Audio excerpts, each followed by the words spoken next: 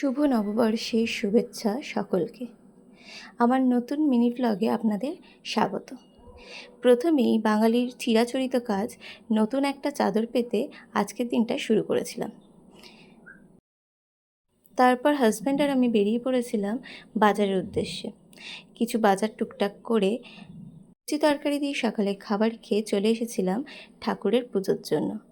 যে কোনো অনুষ্ঠানে পুজো দিয়ে বাঙালিকে দিন শুরু করতেই হয়, তাই আমার গোপুসোনাকে নতুন সাজে সাজিয়ে নববর্ষের পুজো সম্পন্ন করলাম। তারপর গোটা বাড়িতে কর্পূরসহ ধুনো ছড়িয়ে দিয়েছিলাম। শুনেছি কর্পূরসহ ধুনোর গন্ধ আরও বেশি ভালো লাগে।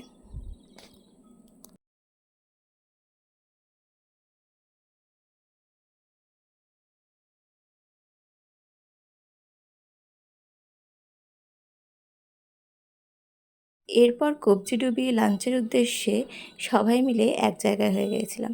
শাশুড়ির হাতের তৈরি মাটন বিরিয়ানিতে মন ভরে খাওয়া দাওয়া কমপ্লিট করে টানা ঘুম দিয়েছিলাম দুপুরে।